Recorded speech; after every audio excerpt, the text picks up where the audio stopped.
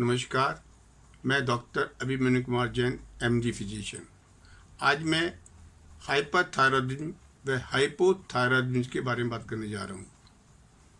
ये टॉपिक मैंने इसलिए चुना है कि इसके जो सिम्टम्स साइन होते हैं बहुत सारी दूसरी बीमारियों से मिले हुए होते हैं और लोग बाग ये सोचते हैं कि मेरी दूसरी बीमारी है और वो थायराइड के संबंध में अपनी जाँच नहीं करवाते हैं। अगर ये सिम्टम जो आपको बताने जा रहा हूँ वो आपके परिचित रहते हैं, कंटिन्यू रहते हैं, तो आप अपनी थायराइड की जांच करवाएं जिससे कि उनसे होने वाले कॉम्प्लिकेशन आपको ना हो पाए। मैं पहले हाइपरथायरॉयडिज्म के बारे में बता रहा हूँ। ये एक थायराइड ग्लैंड होती है जिसके कारण हमारी हाइपरथायरॉयड की बीमारी हो सकती है। थायराइड ग्लैंड हमारी गर्दन के निचले हिस्से में कॉलर बोन के ऊपर होती है। हमारी हड्डी होती है गर्दन में सामने, जिसे हाइड बोन कहते हैं, उसके नीचे होती है। ये बटर शेप की एक ग्लैंड होती है जो थायरॉक्सिन सीक्रेट करती है। थायरॉक्सिन की जब मात्रा अधिक मात्रा में सीक्रेट होती है तो ये हाइपरथायरॉयडिज्म को करती है। इसमें क्या क्या सिम्टम्स हमको हो सकते हैं? ये अधिकतर हमारे शरीर के मेटाबॉलिज्म को कंट्रोल करती है। हमारे शरीर में जो हम खाना खाते हैं उसको बर्न करके कैलोरीज पैदा करती है और ये हमको नॉर्मल एक्टिविटी में मदद करती है। अगर ये थायराइड की बीमारी हो जाती है, हाइपरथायरॉयड की बीमारी होती है जिसमें थायराइड की मात्रा ज़्यादा सीक्रेट होती है, तो हमको सिम्टम्स आ सकते हैं, नहीं तो नॉर्मल हमारी लाइफ चलती रहती है। तो क्या क्या सिम्टम्स हो सकते हैं?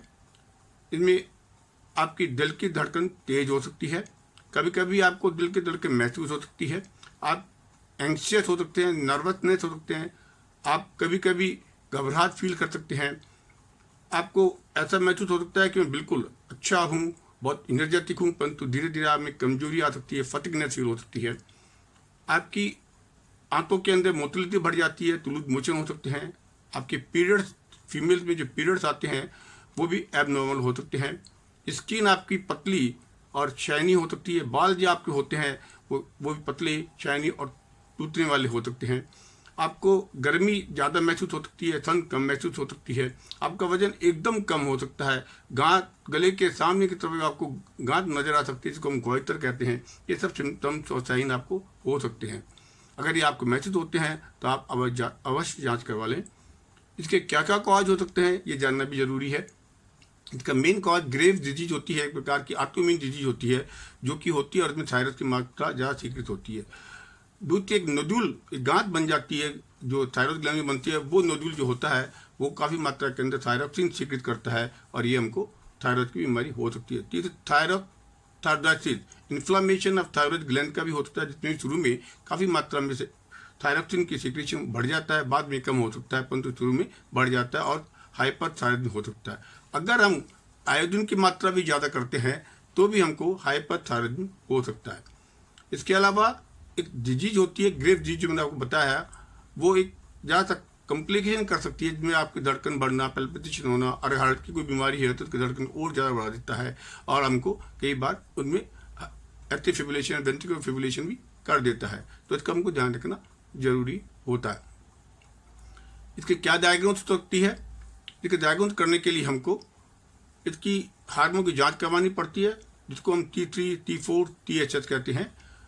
इसके अलावा स्कैन होता है, हम थायराइड का स्कैन करवा सकते हैं, सोनोग्राफी करवा सकते हैं, और रेडियो आयोडीन अपटेक टेस्ट होता है जो कि किया जाता है, जिसमें रेडियो एक्टिव आयोडीन आपको दी जाती है और वो आपके थायराइड ग्लैंड में जाकर इकट्ठी होती है। कितनी मात्रा में वो इकट्ठी होती है वो स्कैन के द्वारा मालूम पड़ती है और डायग्नोज किया जाता है कि हाँ, संभावना है कि आपको हाइपरथायरॉयडिज्म हो सकता है। इसके सिम्टम बता दिए मैंने आपको, डायग्नोज के बारे में बता दिया।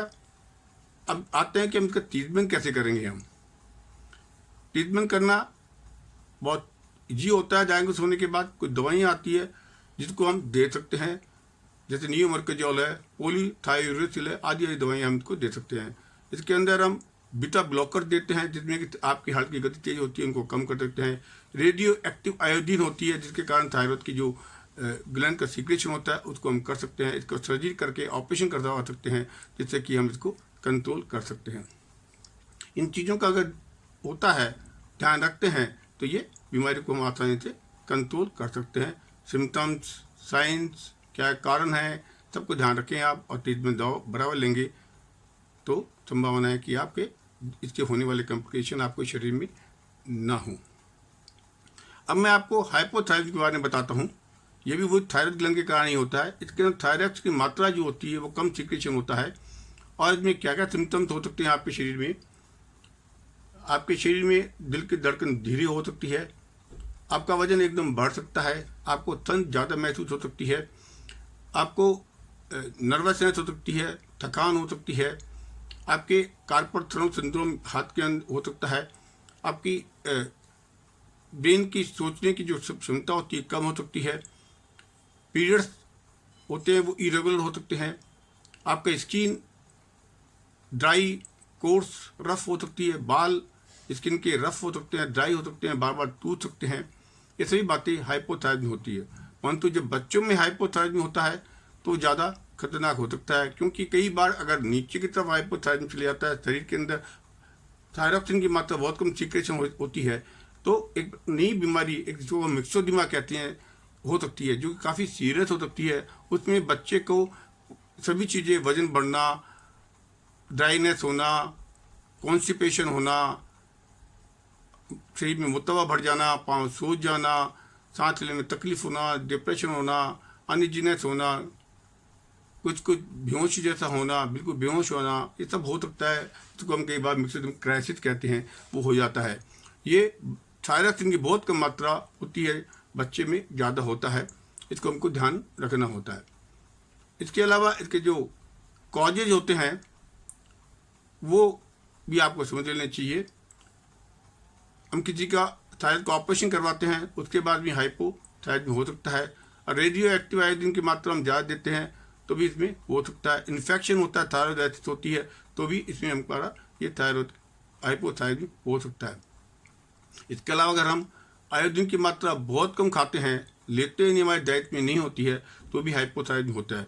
ये पहले जमाने के अंदर अधिक मात्रा में हुआ करता था, परंतु आज कम होता है, क्योंकि सरकार ने हमारे नमक में आयोडीन मिलाने कंपलसरी कर दिया है। और हमको जो मार्केट में नमक मिलता है वो आयोडीन युक्त मिलता है, जिसके कारण कि हाइपोथायराइड की बीमारी काफ़ी कंट्रोल हो गई है। नहीं तो पहले काफ़ी ज़्यादा मात्रा के अंदर हाइपोथायराइड की बीमारी हमको मिलती थी। इसमें हमारी एक गोइटर भी हो सकता है, गांठ की स्वेलिंग भी हो सकती है, जो गर्दन के सामने हमको दिखती है।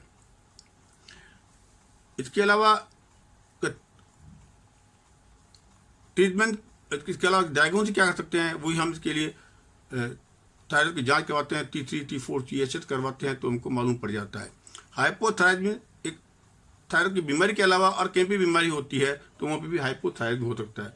जिसमें पिट्यूटरी में अगर खराबी है तो भी हमको हाइपोथायराइड में हो सकता है। और हाइपोथायराइड में भी बीमारी है तो वहाँ पर भी हमको हाइपोथायराइड में होता है। हाइपोथायराइड में तो एक हार्मोन सीक्रेट होता है जिसके thyroid stimulating hormone, releasing hormone कहते हैं, वो कम हो जाता है। और जो पिट्यूटरी होता है उससे थायराइड स्टिमुलेटिंग हार्मोन सीक्रेट होता है, जो कि हमारे थायराइड को बनने में मदद करता है। अगर वो सीक्रेशन होना बंद हो जाएगा पिट्यूटरी में तो भी हमको हाइपोथायराइड हो सकता है।